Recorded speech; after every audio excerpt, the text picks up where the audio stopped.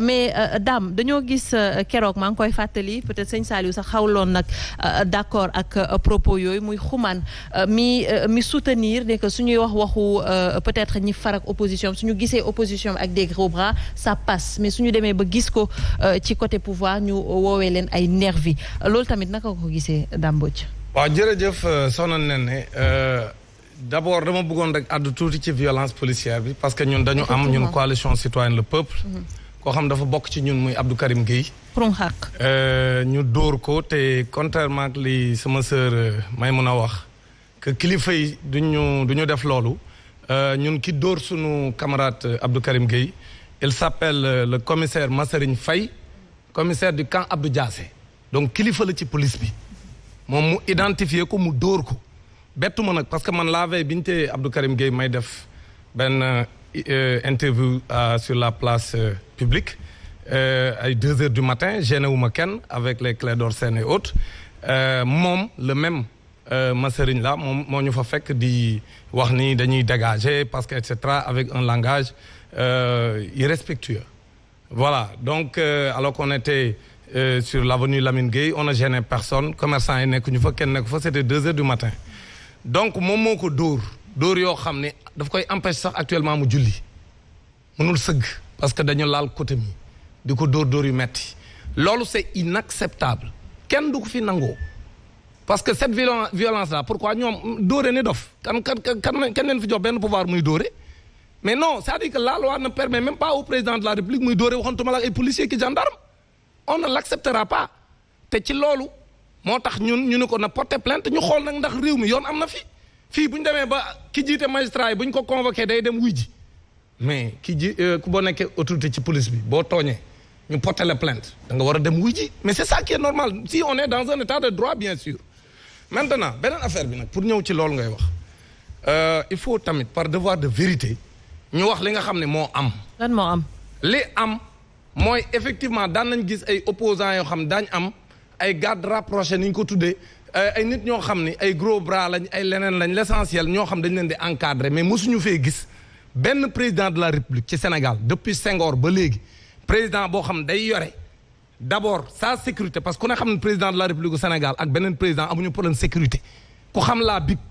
xam le GIGN xam ni président bu ñuy àndal kenn mënu laa jege donc président Macky Sall amul problème de sécurité personnelle maintenant li mu am problème mooy fu mu dem dañ koy yuuxoo di ko woon ay brassard rouge xolam jeex te mënta muñ comme ni ma koy waxee toujours président bu dul muñ la léegi nag moom mu ni kon léegi fu muy dem moom waxul problème sécurité parce que kenn visé wu ko moom kenn jegeegu ko kenn mosu ko fee dóor am nay président sax yu ñu fi mos a jéem a dóor mais moom gisaguma benn yoon kenn jéem koo dóor mbéj nañ fii nag xaritam Macron mais moom kenn jegeegu ko maintenant bi loolu amee man jàpp naa ni moom président Macky Sall li muy def c'est inacceptable parce que moom daawut ñu koy dóoral noonu la demee c'est-à-dire que moom waxatul sécurité parce que moom amul problème sécurité mais day fekk ñi nga xam ne ci dëkk yi muy dem ku fa yëkkati pancarte. buy wax ne àndoo ci li muy def mais graaw na de président de la République engagé ay nit pour ñu koy dóoral. mais loolu moo am grave mais li may wax ni c'est extrêmement grave mais c'est la vérité. non may la. Senghor ak Lamine Gueye bi Senghor gagné. ay comité d'action ay comité d'action ñoo jóg di dóor waaye Lamine Gueye. Amadou bu ñu bëggee débat bi bañ a yàqu. non précision la rek parce que lii kenn dàqu ko. d'accord suñu bëggee débat bi bañ a yàqu. Dame non attends c'est ce que je dis là c'est important. d'accord je vous le dis. suñu bëggee débat bi buy wax ma koy gêner bu may wax mu may gêner man. je suis partant. précision je suis à l'aise. on va pas jouer à ça man loolu rek moo ma arrangé. on ne va pas jouer voilà à ça. donc léegi man non buy wax du ma ko déglu. ba koy dagg du ma ko déglu sax ba koy dagg. précision maintenant pour dire. mais précision boobu tamit non c'est important nañ ma bàyyi rek moo s'il vous plaît. il faut ñu respecter non ça justifie pas. il faut ñu respecter boo jëlee sa temps de parole nga wax ko. Dame allez-y soo jëlee sa temps de parole nga wax ko. allez-y Dame on voilà écoute. donc la ñuy déglu. ce que je veux dire mooy que ni président Macky Sall dictature bi muy jaay sénégalais yi dañoo war a pare pour jënd ko parce que li muy def c'est inacceptable moom rek moo fi président mais même bu fekkoonte ne jamonoy Senghor la am mais loolu ku ne xam na ne jamonoy Senghor 1960 loolu la président Macky Sall naan man am naa droit def ko mais on l'acceptera pas bu doon Macky Sall moom mënta nekk ab président boo xam si day jël ay référence ci lu bon di référence su ay jamonoy Senghor ñun xamul tax ñu jël ñu teg ko fi pour mu soppi pour li nga xam ne baaxul ci dëkk bi mu dindi ko fi teg fi lu baax kon war naa am gàcce ci wax ne man lii may def gêné wu ma parce que ci jamonoy Senghor daan na am ak jamono Abdoulaye Wade li mu fi nekk ci 12 ans yi gis nga nañu waxante dëgg Abdoulaye 12 ans yi fi def kenn mës a gis Abdoulaye te pourtant Abdoulaye ñun taxaw nañ sax à la place de l'obélisque jël ak jaat xaw ma na xam ngeen jaat cercueil di daw di wër ne góor gi dee naa suul leen ko foofu lañ ko fi def yaa may dégg. sëñ Saliou bàyyil Omar Faye donc man te pourtant Abdoulaye da koo muñ mais président Macky Sall mënta muñ il faut mu muñ c'est-à-dire que moom moo fi jëkk a def loolu c'est-à-dire fu muy dem wut ay ponkali nit. yoo xam ne fu mu dem ñoo koy dóoral nit ñi mais loolu dafa war a arrêter ci nii ak ci nee parce que c'est inacceptable non loolu c'est un autre domaine c'est-à-dire que dañu agressé am leader non attendez s'il vous plaît encore une fois Amadou da ngay discipliner mais Amadou on s'écoute quand même da ngay discipliner boo ko deful boo dee wax naa la yàq ba dootoo wax lu leer laa lay wax dama soo ma daggaatee dootoo wax pas de gros mots gis nga non je vous le dis nee na Aïcha c'est-à-dire su ma daggaatee lu leer xoolal man suy wax du ma ko déglu ba koy dagg pas de gros mots parce que li muy wax intéressé wu ma mais dama bëgg a wax ne su ma daggaatee dootul wax pas de gros donc man li ma bëgg a wax foofu mooy que il faut que ñu respecter sénégalais yi bokk ci camp bu mu tax ngay wax loo xam ni pour wax lu neex waa camp bi la xam nga liy dëgg mooy président Macky Sall li muy def nii c'est inédit c'est-à-dire et puis sur une longue période quoi c'est-à-dire que actuellement fépp fu muy dem te yóbbaale ay ponkal yu dugg ci kër yi parce que ci biir kër yi lan gis ñuy génn ay nit mais vidéo yaa ngi fi dañoo dugg ba ci biir ay kër di génn ay nit ak li ñu def nii yëpp y a eu des plaintes peut-être par rapport ak nervi est-ce que xalaatoo ne que situation bi mën na changer en un mot ñu dem ci chroniqueurs yi daal dama ni président Macky Sall moo autorisé moo validé moo nangu ñuy dóor sénégalais yi te ñi leen di dóor dama ne la lu leer la parce que xamul tax parce que ñu ko jege leen ci cité on a cité Mame Mbaye Niang waxagul mais ñu cité nañ ko ci cité nañ ci le maire de Pikine Ouest yaa may dégg Pikine Est ou Pikine Ouest le maire Pam Ndong donc ni ñoom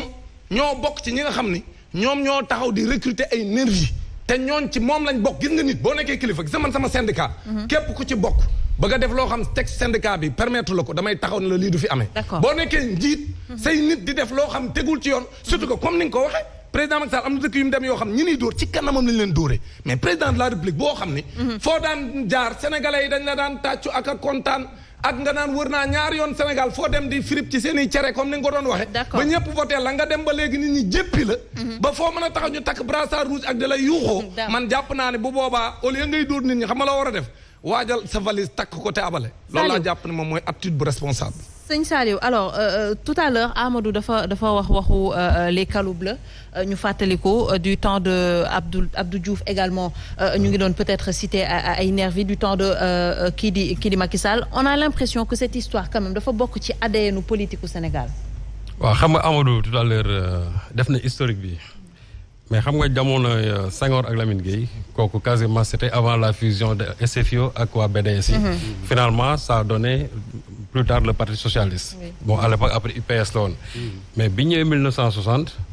quand même amatul gisatuñu woon ces comité de vigilance yi nga xam moomoon comité yooyu bien après lañ ko déclaré bi nga xamante ne mouvement Parti socialiste yi tendance yi métti woon na trop temps yooyu ci lañ monté li ñuy wax les comités de vigilance comité de vigilance yi lan moo ne woon seen métier ci biir parti bi la woon en réalité ce n'est même pas visé wuñ sax ñoom yeneen parti mais bu ñu daan def par exemple seen yenn réunions yi souvent il arrivait que yenn tendance yi dañuy dem ci yeneen parti yi di leen sànni ay xeer ak yooyu ñoom nag ñu monté seen i comité de vigilance et souvent dafa dégénérer vraiment en violence à l'époque on appelait ça les tontons macoutes à l'université en 1977 il y a eu en tout cas de ces gens qu'on appelait les tontons macoutes ñi nga xam ne il se met un peu quand même la zizanie à l'université mais Abdoulaye Wade li indi ay caloubes en réalité c'était pas pour moom c'était une sorte de protection personnelle parce que il ne bénéficiait pas de la puissance de la sécurité publique donc il fallait nécessairement que parce que xam na ne en face le Parti socialiste aussi am na des gens qui sont extrêmement violents il fallait nécessairement ñoom ñu mettre sur place seen benn équipe boo xam moom mooy saytu karange bu président Abdoulaye Wade te Abdoulaye Wade une fois arrivé au pouvoir gis nga yenn ñoom caloubes yi ñenn ñi on les a incorporés dans la police ñeneen ñi am na yeneen leen lu ñu doon wax mais finalement daal ñoom toppatuñu woon le président Abdoulaye Wade c'est-à-dire caloubes yi amatuñu woon mais ce qui est dommage c'est que le président Macky Sall bi mu nekkee dans l'opposition ñoom ils ont installé ce qu'on appelle les marrons du feu tant que c'était pour protéger le président Macky Sall contre bien sûr éventuellement les autres il y a pas de problème mais li problème tey moom il est au pouvoir et que ces marrons du feu-là continuent bien sûr le travail qu'ils faisaient bien avant l'arrivée au pouvoir du président Macky Sall. C'est là que le bât blesse parce que tey président Macky Sall nee naa leen li nga xamante ne moom lay xel mënul nangu que yow yaa ngi au pouvoir tu as la police tu as la gendarmerie kenn gën leen a xarit parce que loolu dañ ko jàng su fekkee ne protection rek nga bëgg loolu la maintenant su fekkente ne ñoom dañu bëgg di prôner une violence interne ou bien à l'endroit des autres partis c'est là où ça pose problème. Mame Mbaye Niang comme ni ko Dambodj waxee léegi moom daf ci nëbbatuwul parce que le jour où on a mis le M25 mooy au lendemain même du vote du parrainage dafa wax ne ñoom ils vont mettre en place encore ces fameux marrons du feu léegi nag ku attaqué la caravane du président Macky Sall dinañ ko jëflante yow mais ñoom duñu attaqué kenn tant que mi ngi doon wax loolu y avait pas de problème mais li ñu gis nii ñoom ils sont dans la provocation en réalité ñoom ñooy songu nit ñi et loolu on est à la barbe du président de la République et encore des forces de l'ordre moo tax quand j'ai entendu hier le général l'actuel commandant de la gendarmerie Moussa Fall bi muy dérouler sa feuille de route j'aurais bien aimé bu muy wax affaire insécurité mu wax le problème des nervis man loolu vraiment cette remarque là je l'ai faite parce que moom déjà il a du pain sur la planche ñi nga xamante ne tey ñoom ñooy yore coow li mooy nervis yi nga xamante ne ñooy semer la zizanie sur la place publique ma ñëw ci affaire xumaan bi nga doon wax léegi xumaan dama ne dafa dugg ci loo xamante ni maîtriser woo ko parce que tant que ñi ngi wax ay gros bras ñooñu man duñu ay nervis xam nga nervi mooy ki nga xamante ne il est au service d'une personne pour aller faire du mal à quelqu'un d'autre on appelle ça un homme de main mais bu fekkente ne yow am nga des gens yoo xam ne de par leur masse culturelle bon du moins corporelle ñi ngi taxaw di protéger nit ñooñu kenn mën leen trouver ne tant que exercer wuñ une violence sur quelqu'un d'autre mais su fekkente ne ñoom c'est pour tout simplement assurer la protection parce que tey toll nañ foo xam ne ñun suñu démocratie waroon dem ba nga xam ne tey ñi nga xam ne dañuy génn ci élection yi ñu am benn représentativité bi waroon nañ mën a jël ay gendarmes ñu dem di leen garder parce que ce sont des citoyens sénégalais déjà cette situation oui ce sont des citoyens sénégalais te ñun ñiy jox suñu impôts yi c'est-à-dire dañu jox pour ñuy assurer kaaraange yi te ñi nga xamante tey ñoo nekk ci kujje gi wala ñu nekk ci pouvoir bi ku ci nekk bu subaa war nga mën a xëy yore réew mi tant que nag nit ñi am nañ espoir ni kii war na mën a yore réew mi te am na benn représentativité populaire jaadu woon na ñu jox ko ñoo xam ne ñoom ñooy saytu kaaraangeem toujours malheureusement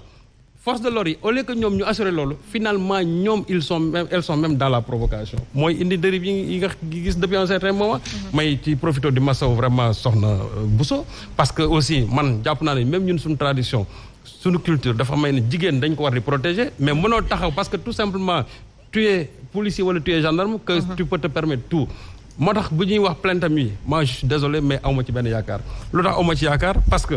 daf ci am ay plainte yoo xam ne déposé woon nañ ko fii te plainte yooyu c'était même à propos des gens yoo xamante ni dañ leen a dóor fii ba ñu dee ñu identifier leen xam ko mais finalement nu mu mujjee en eau de boudin donc ñi nga xamante ne tey ñàkk nañ seen bakkan te nga xamante ne amul sax information judiciaire buñ ci ubbi waxtuma laa ñi nga xamante ne dóor lañ leen ba nga xam ne te am nañ ñoom capacité mais sëñ Saliou aussi waaw moom laa la wax waaw moo tax ma ne comme que moom sax mi ngi toog fi di ko nettali xam nga am na ñoo xam ne ñoom amuñu sax pouvoir tey nettu parce que tey ñu ngi ci suuf ñooña mujjul fenn sëñ Saliou ban perception la ñu war a am tey ci Sénégal suñu demee bay déposer plainte ñu jàpp sax ne que duñ ci am benn aboutissement du aboutir et que du mujj fenn c'est la faillite des institutions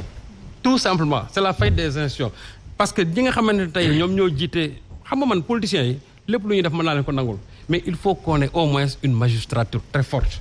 xam nga problème bi yëpp mën naa leen réew mi pilier bi ci gën a am solo le pilier de cette démocratie là la colonne vertébrale de la démocratie c'est la magistrature magistrature bi tant que mi ngi dëgër gars yi caay-caay bu ñu mën a def fii ci dëkk bi suñu excès magistrat yi jël ko teg ko fee de côté mais su fekkee nag dañu dem à un certain moment que yenn magistrats yi sax dañuy jàpp ne ce sont des magistrats qui sont au service ou bien à la solde du président la en tout cas des différents pouvoirs yi nga xam ne ñoom ñoo fiy jaar en ce moment là nag ñun on a quand même raison de perdre espoir sur cette magistrature là te malheureusement li nga xam ne dérive yi am yëpp li koy cautionner tout simplement parce que on n'a pas une justice forte bu ñu amoon tey une justice forte dinañ autosaisir dérive yi fi am yëpp policier boo xamante ni wala gendarme quel que soit ak boor boo mën a nekk dinañ ko jël teg ko sa kaw mais tey gis nañ ne même magistrat yi ko fiy jéem sax yi ko fiy jéem après dañ lay créer ay problèmes et là on l'a vu vraiment dans un passé très récent alors est-ce que vous êtes dans ci logique boobu parce que sëñ Saliou peut-être wax na ko est-ce que di nga xalaat ne que di nga am suite favorable par rapport ak plainte bi nga déposé et aussi ban analyse nga am ci violence